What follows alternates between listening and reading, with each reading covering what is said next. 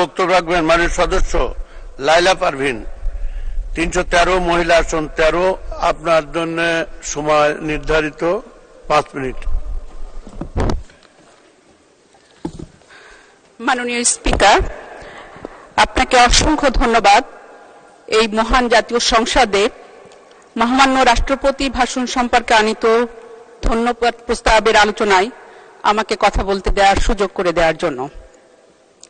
মাননীয় স্পিকার, আমি ধন্যবাদ জানাই এই মহান জাতীয় সংসদে আমি প্রথমবারের মতো এখানে সংসদ সদস্য হিসেবে উপস্থিত হয়ে এবং প্রথমবারের মতো বক্তব্য দানের সুযোগ করে দিয়েছেন, এজন্য আপনাকে অসংখ্য ধন্যবাদ। ধন্যবাদ জানাই জননেত্রী শেখ হাসিনাকে, যিনি সাতক্ষীরার মতো একটি প্রত্যন্ত অঞ্চল থেকে আমাকে সংসদের মতো এমন একটি গুরুত্বপূর্ণ জায়গায় আমাকে বসিয়েছেন, আমাকে সাতক্ষীরার মানুষের সেবা করার, সাতক্ষীরার মানুষের জন্য দুটি কথা বলার সুযোগ তৈরি করে দিয়েছেন। এজন্য আমি সাতক্ষীরাবাসীর পক্ষ থেকে মাননীয় প্রধানমন্ত্রীকে ধন্যবাদ জানাই আপনার মাধ্যমে।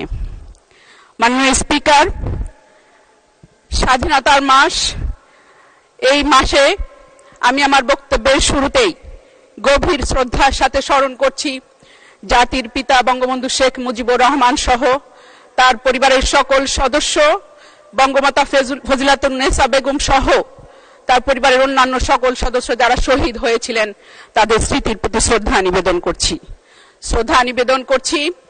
3রা নভেম্বর জাতীয় 4 নেতা হত্যা হয়েছিলেন, তাদের স্মৃতির প্রতি। 52 ভাষা আন্দোলন থেকে 62 শিক্ষা আন্দোলন, 69 গণ অভ্যুত্থান থেকে 70 নির্বাচন, 71 সেই মহান স্বাধীনতা যুদ্ধে, যে যুদ্ধে আমাদের বীর বাঙালিরা জীবন দিয়েছিলেন, প্রমাণ করেছিলেন এদেশের জন্য তারা তাদের জীবনকে বলিদান দিতে পারেন, সেই বীর শহীদদের প্রতি শ্রদ্ধা জানাই। বাংলার স্বাধীনতার জন্য 71 পরবর্তী সময়ে যারা জীবন দিয়েছেন তাদের স্মৃতির প্রতি শ্রদ্ধা জানাই।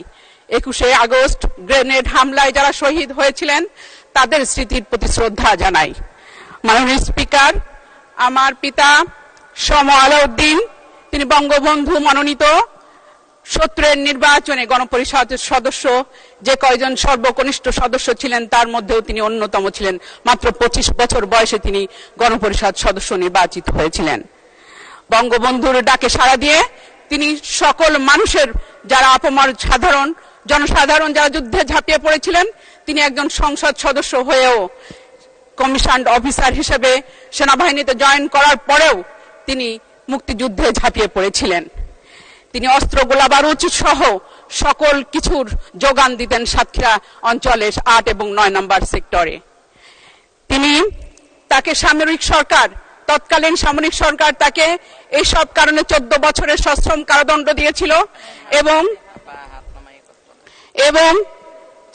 14 বছরের সশ্রম কারাদণ্ড দিয়েছিল এবং তাকে ধরিয়ে দিতে পারলে, জীবন্ত অথবা মৃত ধরিয়ে দিতে পারলে 40,000 টাকা পুরস্কার ঘোষণা করা হয়েছিল। মাননীয় স্পিকার, 1975 15 আগস্ট জাতির পিতাকে সপরিবারে হত্যার মধ্য দিয়ে সারা দেশের স্বাধীনতার প্রজেক্ট শক্তিরা যেভাবে মাথা চড়া দিয়ে উঠেছিল, সেই মাথা চড়া দিয়ে ওঠার পরে সেই আওয়ামী লীগকে নিশ্চিহ্ন করে দেওয়ার যে চক্রান্ত হয়েছিল, ঠিক সেই সময় 80-র দশকে আমার পিতা সহ সাতক্ষীরার আরো কয়েকজন ব্যক্তিত্ব তখন বাংলাদেশ আওয়ামী লীগকে সুসংগঠিত করার যে লড়াই, তারা তখন সেই লড়াইয়ে অবতীর্ণ হয়েছিলেন। সেই লড়াইয়ে অবতীর্ণ করতে যেয়ে তারা দেখেছিলেন সে স্বাধীনতার বিরোধী যারা সিংহভাগ তারা মৌলবাদী শক্তির হাতেই সেই অর্থনৈতিক সেক্টরটি এবং রাজনৈতিক সেক্টরটি বন্দী হয়েছিল। সেই বন্দী দশা থেকে মুক্তি করার জন্য আমার পিতা সহ সবাই একত্রে সমবেত হয়ে বিভিন্ন সংগঠনে তারা চেষ্টা করেছিলেন এই স্বাধীনতার প্রয়োজিত শক্তিদেরকে দমন করার। দীর্ঘ 21 বছর পরে 1996-এর 12ই জুন যখন আমার বাবার প্রাণের সংগঠন ক্ষমতায় আসীন হবেন এমনই স্বপ্নে বিভোর, তার মাত্র 23শে জুন যখন সরকার গঠন হয়েছিল, তার মাত্র কয়েকদিন আগেই 19শে জুন আমার পিতা ঘাতকের বুলেটে, নির্মম বুলেটে হত্যার শিকার হয়েছিলেন। তিনি দৈনিক পত্রদূত বলে একটি পত্রিকা প্রতিষ্ঠা করেছিলেন। সেই পত্রিকা অফিসে কর্মরত অবস্থাতেই তিনি হত্যা হয়েছিলেন। এরপরে আমরা 5 বোন, একটি ভাই, আমার শিশুপুত্র, আমার ভাইটি ছিল ছোট জয়, তাকে নিয়ে আমার মা কঠিন সংগ্রাম আর লড়াইয়ের মধ্যে দিয়ে আজকে আমরা এই পর্যায়ে এসে দাঁড়িয়েছি।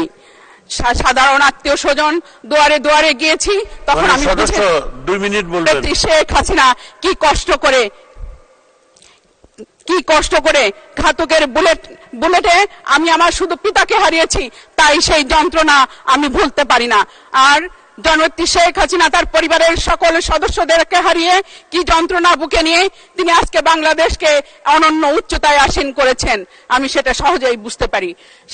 মাননীয় স্পিকার, আমি আমার সাতক্ষীরার সাধারণ মানুষের কিছু চিত্র আমি আপনার মাধ্যমে জননেত্রী শেখ হাসিনার কাছে তুলে ধরতে চাই। আমি আরো একটু সময় প্রার্থনা করছি মাননীয় স্পিকার। এলাকার কিছু সমস্যা, সেই সমস্যাগুলো আপনার সামনে আমার বলে তুলে ধরার খুবই অতি প্রয়োজন।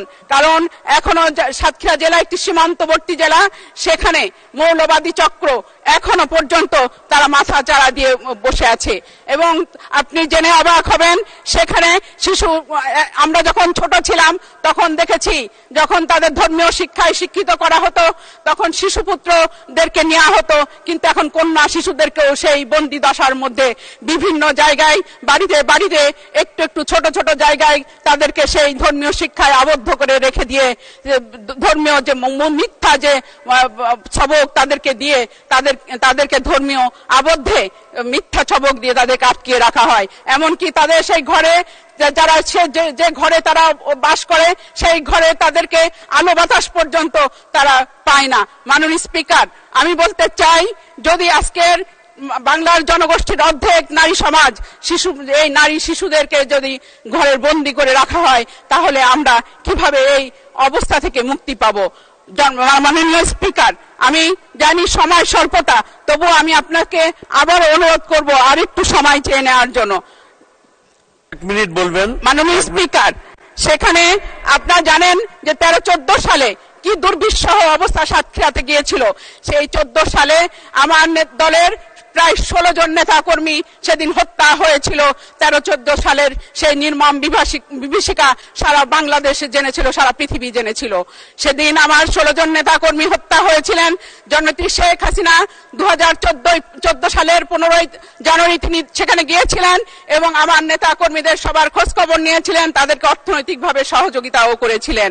জননেত্রী শেখ হাসিনার মাধ্যমে, মাননীয় স্পিকার, আপনার মাধ্যমে আমি বলতে চাই যে 2014 সালের নির্বাচনের পরবর্তীতে তারা তাদের কৌশল পাল্টিয়ে এখন তারা নির্বিঘ্নে একটু সিস্টেম চেঞ্জ করে তারা অন্য ধারায় তারা আজকে আমাদের ভেতরে ঢুকে গিয়ে তারা বিভিন্ন ভাবে আমাদের ভুল পথে ধাবিত করা নারীদেরকে, বিশেষ করে গ্রামের সহজ সরল নারীদেরকে ভুল পথে ধাবিত করার সেই চক্রান্তে তারা এখন মত্ত রয়েছে।